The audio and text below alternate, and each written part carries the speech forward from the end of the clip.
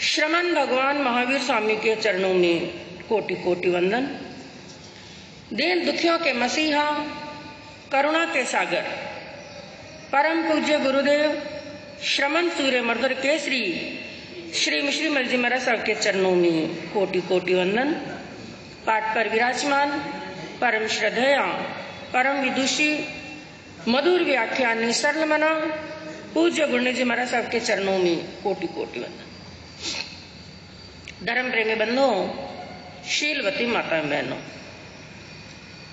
आज के प्रवचन का विषय जैसे कल आपको बताया गया था, आज के प्रवचन का विषय कौन सा है?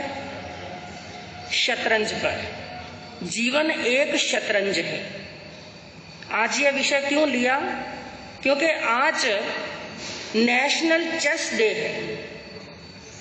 हाँ, तो आज के प्रवचन को थोड़ा ध्यान से श्रवण करना कि चेस और हमारा जीवन, इसके अंदर कैसा तालमेल है।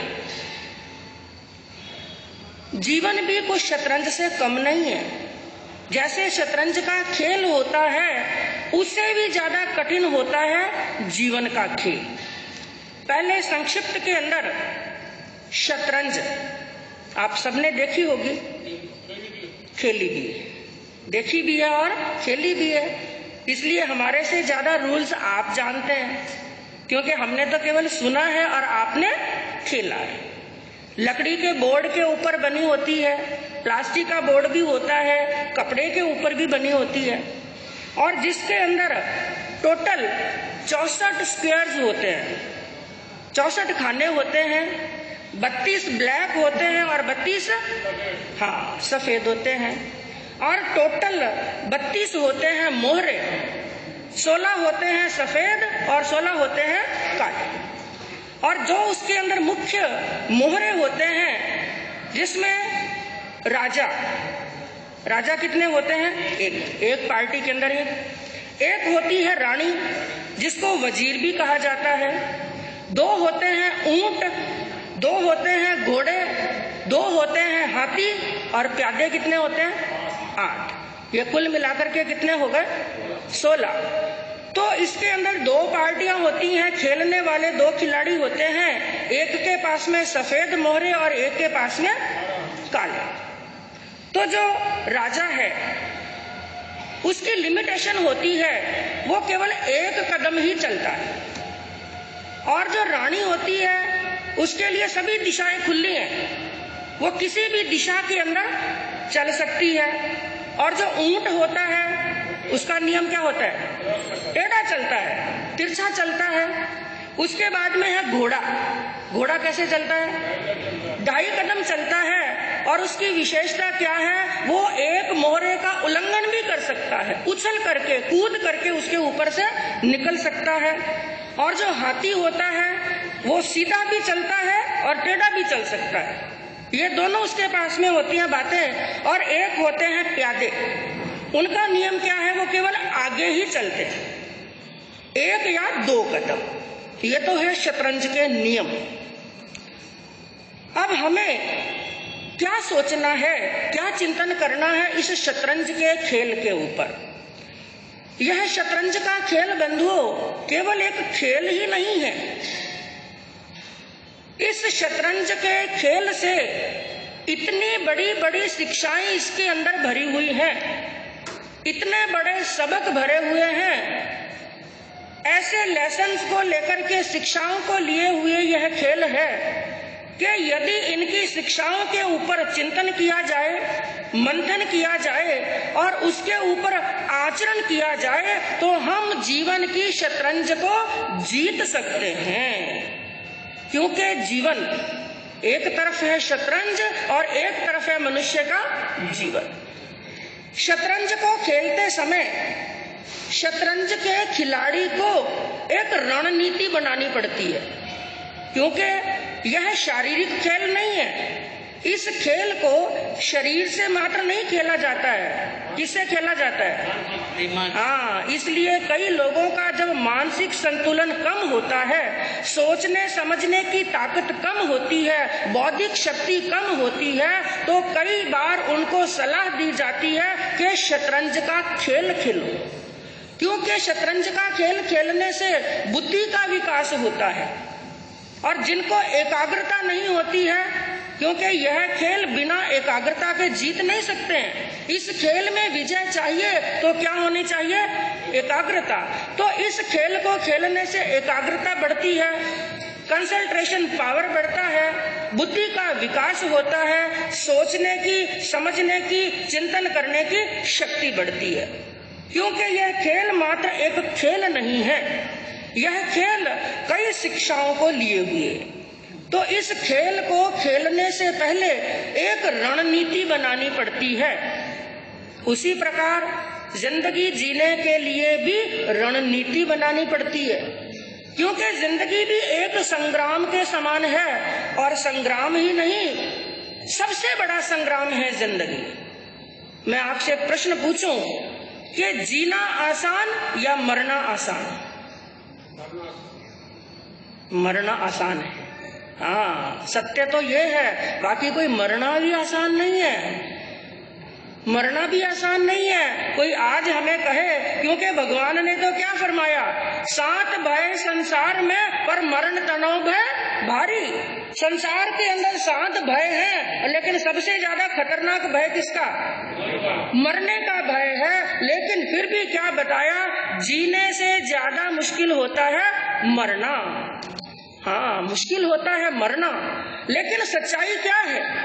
अनुभवियों ने अपने ज्ञान से जान करके क्या बताया, मरने से भी ज्यादा मुश्किल होता है जीना। क्योंकि यदि मरना इतना मुश्किल होता तो आत्महत्या करने वालों को कायर नहीं कहा जा सकता था।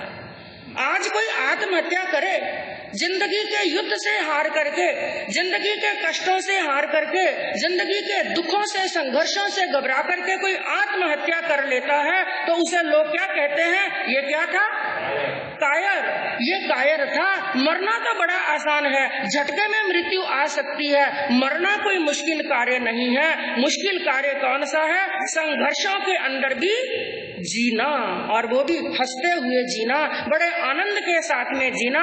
क्योंकि जीना जो संघर्षों के साथ में जीता है, और जीवन वही है जिसमें संघर्ष है, और जिसमें संघर्ष ही नहीं है वो जीवन कैसा? जीवन का आनंद उसी में आता है जब जीवन में उतार आते हैं और चढ़ाव आते हैं। तो जीवन की सफलता के और आनंदमय जीवन की सफलता के कई सूत्र छिपे हुए हैं इस शतरंज के खेल के अंदर। सबसे पहला एक सूत्र है इस शतरंज के खेल का, अनुशासित रणनीति होनी चाहिए। क्या होनी चाहिए? हाँ, जो अनुशासित रणनीति बनाता है, रणनीति का मतलब क्या हुआ? कौन से मोहरे को कब चलाना, कैसे चलाना, कितना चलाना और किस दिशा में चलाना, एक रणनीति बनाते हैं खेलने वाले खिलाड़ी।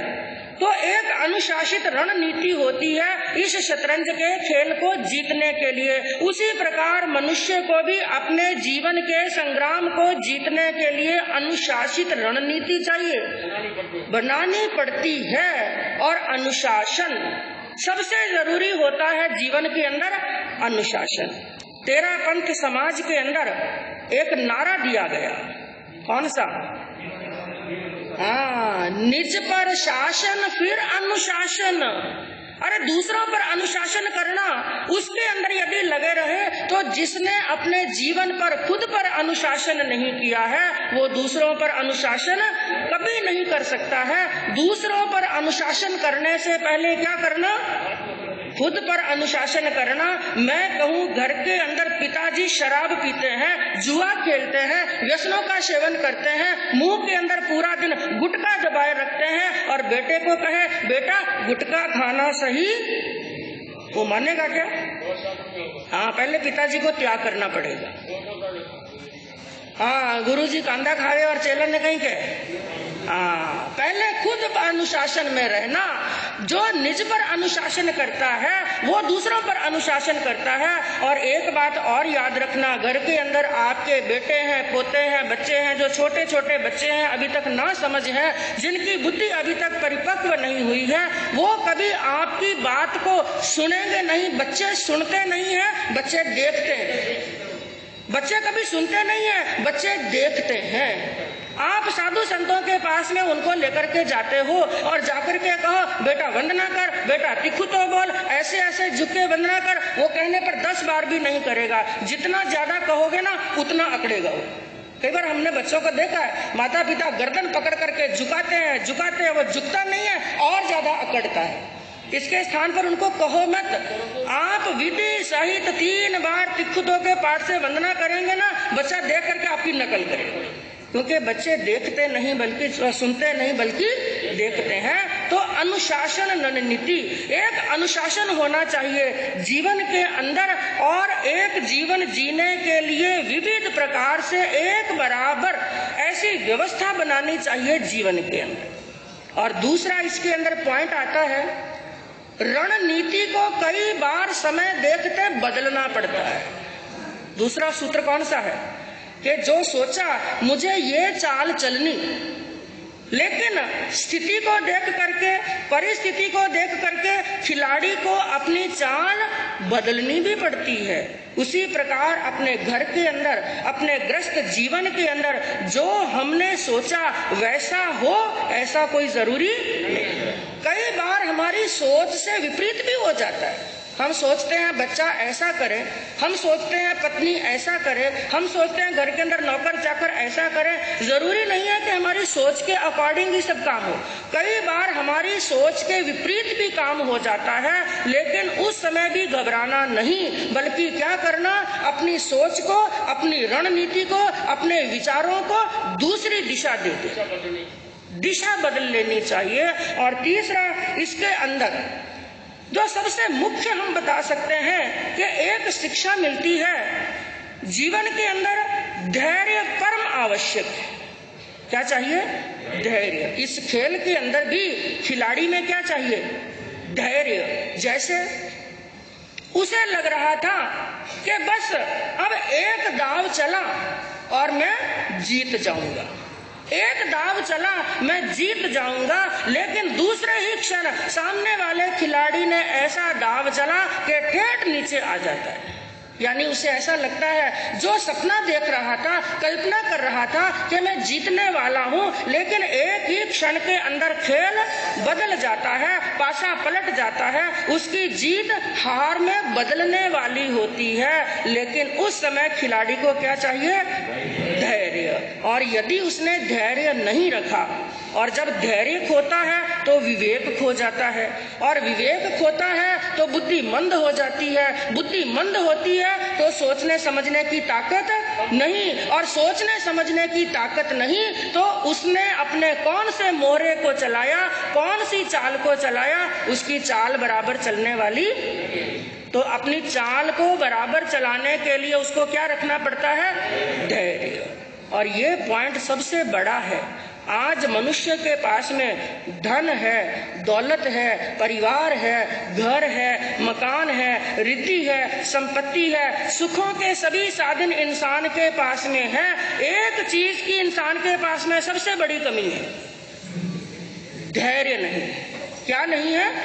धैर्य नहीं है, सब्र नहीं है और संतोष नहीं। बड़ा जल्दी घबरा जाता है, बड़ा जल्दी घबरा जाता है। उतार आते हैं, चढ़ाव आते हैं। मैं कहूँ जिंदगी का नाम ही उतार और चढ़ाव है। जैसे एक व्यक्ति की छाती में दर्द हुआ, बहुत पीड़ा हुई, जब छाती में दर्द हुआ, रात्रि का समय है, जोरदार दर्द होने लगा, तो पहले तो सोचते हैं हो सकता है गैस्ट्रिक हो। भाई सबसे पहले क्या सोचेंगे? गैस्ट्रिक हो, गैस्ट्रिक का इलाज करते हैं। लेकिन जब दर्द बढ़ने लगता है तो आप डॉक्टर के पास में लेकर जाते हैं। जैसे डॉक्टर के पास में पहुंचे तो उस पेशेंट का सबसे पहले वो टेस्टिंग करता है। और कौन सी टेस्टिंग करते हैं?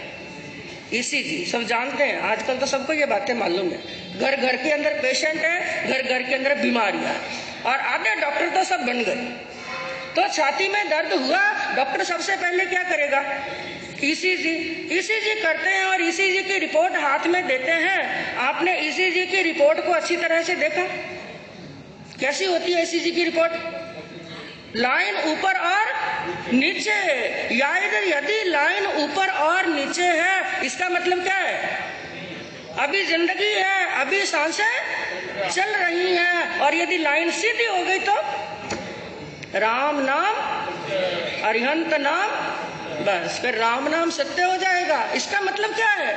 जब तक उतार है और चढ़ाव है तब तक जिंदगी है, और जब लाइन सीधी हो गई तो जिंदगी समाप्त। उतार और चढ़ाव का नाम ही जीवन है। आप मूवी देखने के लिए थिएटर में जाते हैं, सब लोग थिएटर में गए, सबने मूवी देखी, 3 घंटे तक चलती है मूवी। कोई 3 घंटे की या कोई 3.5 घंटे की भी है। एवरेज टाइम क्या है? 3 घंटे। 3 घंटे की मूवी है। मैं कहूँ उस मूवी में इंटरेस्ट कब तक आता है और मूवी कब तक चलती है? जब तक हीरो और हीरोइन के जीवन के अंदर उतार और चढ़ाव चलते रहते हैं, मिलना और बिछड़ना चलता रहता है, दुख और संकट चलते रहते हैं, लाभ और हानि चलते रहते हैं, मान और अपमान जब तक उनके जीवन के अंदर चलता है तब तक ही मूवी चलती है। अब सब लोग मिल गए, प्रेम प्यार हो गया, घर बस गया, सब सदस्य जितने भी बिछड़े हुए थे मिल गए, और मिलने के बाद में स्क्रीन पर क्या लिखा हुआ आता है? दी एंड। सब कुछ समाप्त। यदि दुख नहीं है, सुख नहीं है, उतार नहीं है, चढ़ाव नहीं है, वो कोई जिंदगी नहीं है। जिंदगी में उसी में आनंद आता है कि आज पूनम है तो कल अमावस, आज अमावस है तो कल पूनम, क्योंकि दिन के बाद में रात आती है और रात के बाद में दिन आता है। तो संकटों से घबराना नहीं, और जो घबरा गया, जो संकटों के आगे घबरा गया, तो उसको उपदेश देने वाले, उसको शिक्षा देने वाले दुनिया के अंदर 100 मिलेंगे, लेकिन काम आने वाला, हाँ, यदि हानि हो जाए, दुख हो जाए तो घबराना मत, बल्कि मजबूत रहना। क्योंकि क्या कहा कि आप रहे पोचो तो जग गाले घोचो, आप रहे पोचो तो जगत गाले घोचो, और आप रहे हेंटो तो जगत रहे बैठो।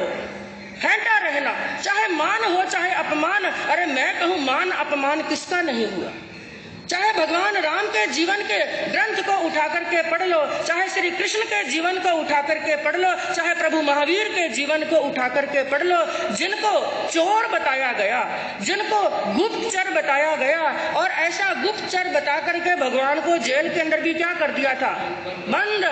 और यदि भगवान की पूरी गाथा पढ़ी हो तो भगवान को केवल जेल में ही बंद नहीं किया, भगवान को फांसी के फंदे पर भी पढ़ने में आया, फांसी के फंदे पर चढ़ाया, लेकिन जैसे ही फांसी का फंदा लगाया फंदा टूट गया। दूसरी बार फिर फांसी पर चढ़ाया, फिर फंदा टूट गया, तीसरी बार फांसी पर चढ़ाया और फंदा टूट गया। क्योंकि सत्यमेव जयते, सत्य की जीत होती है। सत्य के जीवन के अंदर संकट आ सकते हैं, पांव के नीचे कांटे आ सकते हैं, सत्य को दुखों का सामना करना पड़ सकता है, लेकिन सत्य की कभी हार होने वाली। तो जिंदगी के अंदर दुख आते हैं, सुख आते हैं। मैं कहूँ हम लोग कहते हैं हम दुखी हैं, हम दुखी हैं, और कई तो महानुभाव यहाँ तो क्या देते हैं, बाबूजी मेरे जैसा दुखी तो दुनिया के अंदर कोई भी, हाँ, साधु संतों के पास में, क्योंकि साधु जिसका किसी के साथ में कोई रिश्ता नहीं है, कोई संबंध नहीं है, कोई रिलेशन नहीं है, लेकिन फिर भी साधु वो होता है जिसके सामने अनजान से अनजान व्यक्ति भी आए, जिसने पहली बार साधु के दर्शन किए, लेकिन साधु को देख करके उसके मन का दुख, दिल का दुख आंखों से होकर के स्वतः ही निकल जाता है, क्योंकि करुणा के सागर होते हैं। तो साधु संतों के पास में कई ऐसे प्राणी आते हैं, क्या कहते हैं, हमसे ज्यादा दुखी दुनिया के अंदर कोई नहीं है, और कई तो यहाँ तक कह देते हैं, बाजी मेरे जिंदगी की किताब लिखने के लिए बैठूं, मेरे दुखों की कहानी लिखने के लिए बैठूं ना, तो पूरी किताब भर जाएगी, लेकिन कहानी पूरी होने वाली। मैं कहूँ हम ये बात कहते हैं, एक तरफ माता सीता के जीवन को देखो, माता सीता के जीवन को उठा करके पढ़ो। जिनके जनक जैसे पिता थे, दशरथ जैसे जिनके ससुर थे, मर्यादा पुरुषोत्तम राम जैसे जिनको पति मिले, कौशल्या जैसी सासू मिली, लेकिन जीवन कैसा दुखों से भरा हुआ। जिन माता सीता को संसार में जन्म लेने के लिए माँ की कोख भी नसीब नहीं हुई। हिंदू धर्म के अंदर बताया कि माता सीता कहाँ से उत्पन्न हुई। धरती को फाड़कर धरती पर जब रथ चला रहे थे राजा, वहां पर हल चला रहे थे राजा जनक, उस समय धरती में से माता सीता प्रकट हुई। माँ की कोख भी जिनको नसीब नहीं हुई। और जब शादी करने के लिए श्री रामचंद्र आए, धनुष छोड़ा और जयमाला पहनाने के लिए, उस समय वरमाला पहनाने के लिए श्री राम तैयार हुए। उस समय विघ्न डालने के लिए कौन आ गए? परशुराम जी आ गए विघ्न डालने के लिए। शादी हुई, घर के अंदर गए और राम को जब वहां पर राज्य मिलने वाला था, राज तिलक होने वाला था, उस समय कहां पर जाना पड़ा? वनवास के अंदर जाना पड़ा। जंगलों की खाक छाननी पड़ी उस माता सीता को, जिसने कदम धरती पर भी कभी नहीं रखा था। लेकिन जंगलों के अंदर भी सुख नहीं मिला। वहां पर उनको कष्ट देने के लिए आ गया रावण, उठा करके लेकर चला गया लंका के अंदर। 6 महीने तक सर्दी, गर्मी, बरसात को सहन किया। एक वृक्ष के नीचे अशोक वाटिका के अंदर माता सीता बैठी रही। और जब वापस लंका से बाहर आई, राम के पास में आई, तो माता सीता को परीक्षा देनी पड़ी। कौन सी परीक्षा? अग्नि परीक्षा। अपने सतीत्व की परीक्षा देनी पड़ी, शील धर्म की परीक्षा देनी पड़ी। अग्नि परीक्षा देने के बाद में जब माता सीता वापस अयोध्या नगरी के अंदर आती है, कुछ दिन ही व्यतीत हुए, वहां पर कष्ट देने के लिए पैदा हो गया वो धोबी। धोबी ने क्या कहा? मैं कोई राम हूँ क्या? मुझे राम समझ लिया। 6 महीने तक जिसकी पत्नी रावण के पास में रही और उसको घर पर रख लिया और वापिस कहां पर निकाल दिया माता सीता को? गर्भवती अवस्था के अंदर जिस गर्भवती औरत के एक एक कदम का ध्यान रखा जाता है, ऐसी अवस्था के अंदर माता सीता को जंगलों के अंदर भेज दिया गया। और जब वापिस लव कुश के कारण से वापिस राम से सामना होता है, पूरी अयोध्या नगरी सभा के अंदर खड़ी थी। उस समय वापिस श्री राम ने पूरी अयोध्या नगरी के सामने क्या कहा? माता सीता को यदि महलों में आना है तो वापिस क्या देनी पड़ेगी? परीक्षा। तो धरती की बेटी वापिस धरती में समा गई। मैं कहूँ उनसे भी ज्यादा कष्ट है हमारे जीवन के अंदर। हाँ, किसने अग्नि परीक्षा दी? किसने जंगलों की खाक छानी? अरे थोड़ा सा दुख आता है, थोड़ी सी विपत्ति आती है और सही नहीं रहता। जंगलों की खाक ने घरों काम नहीं रहता। हाँ, गुरनी जी फरमा रहे हैं, जंगलों की खाक की बात छोड़ो, घर का काम भी होता। हाँ, रोटियां बनानी भी मुश्किल लगती है। कई घरों में रोटियां बनाने के लिए भी महाराज रखे हुए, रोटियां बनानी भी मुश्किल लगती हैं। तो उस माता सीता के जीवन को उठा करके पढ़ो, कितने कष्ट आए, कितनी विपत्तियां आई। तो जीवन में संकट आए और कष्ट आए तो घबराना मत, और अपनी हिम्मत को, अपनी आस को मत छोड़ना। और आस को कब तक नहीं छोड़ना है? जब तक सांस चल रही। क्या कहा? आस कह रही श्वास से, आस कह रही श्वास से, तू धीरज धरना सीख। आस कह रही श्वास से, तू धीरज धरना सीख। मांगे बिन मोती मिले और मिले मांगे मिले न भीख। धीरज रखो। जीवन के अंदर संकट आए, कष्ट आए, विपत्तियां आए। मैं कहूँ श्री कृष्ण वासुदेव 3 खंड के नाथ थे, जिनका जन्म कहाँ पर हुआ? जेल के अंदर। कोई थाली बजाने वाला भी नहीं था। और अंतिम समय के अंदर जिनको पानी पिलाने वाला भी, पानी पानी करते जिनका सांस टूट गई, सांसों की डोरी टूट गई। और श्री रामचंद्र जो मर्यादा पुरुषोत्तम हुए, जंगलों के अंदर जिनका जीवन, पहले तो थोड़े जवान हुए, पढ़ लिख करके गुरुकुल से घर पर आए, और जिनको विश्वामित्र जंगलों में लेकर चले गए। और फिर माता कैकेयी ने वनवास। हमारी माताएं ऐसी नहीं है जो हमें जंगलों में भेजे, बड़े प्रेम से रखते हैं, बड़े प्यार से रखते हैं। तो इस शतरंज के खेल की सबसे बड़ी सीख क्या है? जीवन में क्या रखना? इस शिक्षा को याद रखना। जो जीवन की शतरंज को जीतना चाहता है, जीवन के खेल को जीतना चाहता है, जीवन के संग्राम को जीतना चाहता है, उसे कैसा भी संकट आए, संकट आते हैं और आते रहेंगे और जाते रहेंगे। यदि पूनम नहीं रही तो अमावस भी नहीं रहेगी, और अमावस नहीं रही तो पूनम भी रहने वाली नहीं है। सूर्यास्त के बाद में एक समय सूर्य उदय होता है और उदय होने के बाद में अस्त भी होता है। तो धैर्य रखना और मन के अंदर क्या सोचना?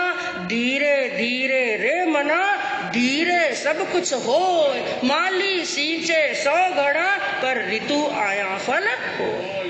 जब समय होगा, जब काल होगा, जब क्षण आएगा तो काम अपने आप बन जाएगा। और उसके बाद में एक चौथी शिक्षा बहुत बड़ी बताई गई कि हर चाल से खेल बदलता है। क्या होता है? जैसे अभी आपको बताया, एक चाल चली तो खिलाड़ी को क्या लग रहा था कि मैं जीतने वाला हूं, लेकिन अगले ही क्षण कभी कोई ऐसी चाल गलती से चल दी कि उसकी जीत किसमें बदल गई? हार के अंदर बदल गई। जब हर चाल से खेल बदल जाता है, जीत हार में बदल जाती है और हार जीत में बदल जाती है। इसलिए कोई भी कदम रखो तो सोच कर, समझ कर, चिंतन करके, कभी उतावला काम नहीं करना, क्योंकि उतावला सो बावला, धीरा सो गंभीरा। जो धीर होकर के, सोच करके, चिंतन करके काम करता है तो उसके वो अपने जीवन की जंग को जीत जाता है। और एक अगली शिक्षा उससे मिलती है। चाल चलने वाले को जरूरी नहीं कि वो आगे आगे ही बढ़े। कई बार आगे बढ़ने वाले को क्या करना पड़ता है? शतरंज खेल ली आपने अच्छी तरह से, हाँ, कईयों का तो बहुत अच्छा अनुभव है। कई बार क्या होता है, आगे चलते चलते चाल को पीछे भी लेना पड़ता है। ये शिक्षा हमें क्या, कौन सी शिक्षा, कौन सा उपदेश देती है? आगे चलते हुए पीछे बढ़ना, पीछे चाल चलना। कैसे? जीवन के अंदर यदि कभी प्रोग्रेस हो रही है, अच्छा हो रहा है, लेकिन कई बार परिस्थितियां ऐसी आती हैं, उस समय क्या करना? धैर्य से रुक जाना और 2 कदम क्या ले लेना? हाँ, पीछे लेने से हम कोई छोटे बाप के औलाद नहीं बन जाएंगे। पीछे अपने कदम को ले लेना और थोड़ा पीछे हट जाना, उस समय की नाजुकता को समझ लेना। और जो उस समय अपने समय की नाजुकता को समझ लेता है, क्योंकि कोई पीछे हटने से अपने रिश्तों को बचाने के लिए, जो भी रिश्ते हैं, सगे हैं, संबंधी हैं, बेटे हैं, पोते हैं, उन रिश्तों को बचाने के लिए इंसान को कभी झुकना पड़ जाए ना, तो उसके अंदर छोटा नहीं समझना।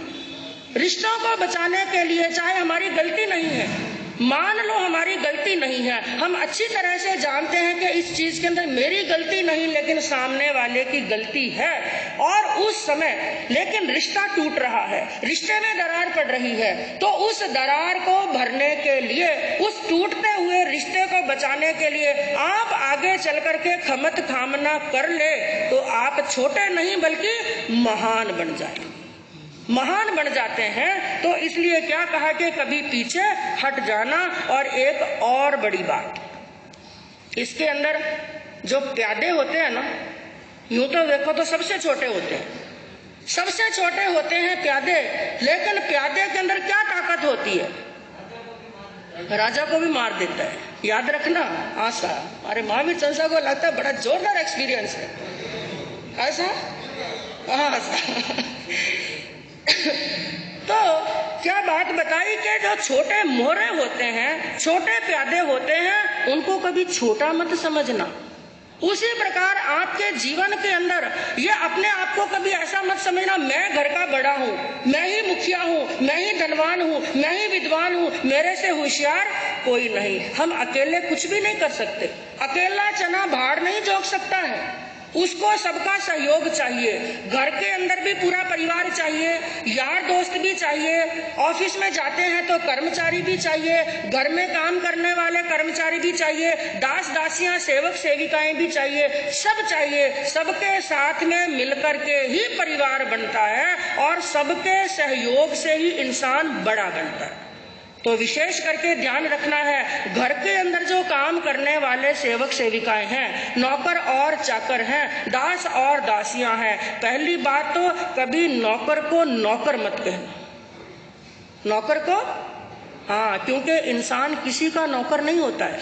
आपके यहाँ पर जो काम करने वाले हैं वो आपके नौकर नहीं है, बल्कि किसके नौकर है?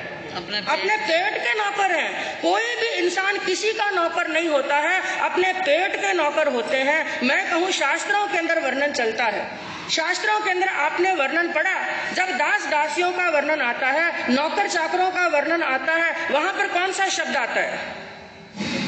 कौटुंबिक पुरुष। क्या शब्द आया? कौटुंबिक पुरुष, कुटुंब का, उनको भी कुटुंब का, परिवार का सदस्य बताया गया। तो नौकरों के साथ में कभी ज्यादती मत करो, और 2 पैसों का सहयोग देंगे ना तो वो भी आपको आशीर्वाद देंगे। उनके साथ में कई बार बड़े बड़े घरों के अंदर हमने क्या देखा, घर में माल बनता है, मसाला बनता है, कई तरह की मिठाइयां बनती हैं, कई बार तो खाना बाहर भी चला जाता है, नाली में भी डाल देते हैं, व्यर्थ कर देते हैं। जब घर के नौकर खाना खाने के लिए बैठते हैं ना तो गिन गिन के रोटियां पुरसते हैं, होता है। और कई बार रोटी नहीं देते हैं, उनको चावल ही देते हैं। हाँ, रोटियां खाना सीख गए तो गड़बड़ हो जाएगी। हाँ।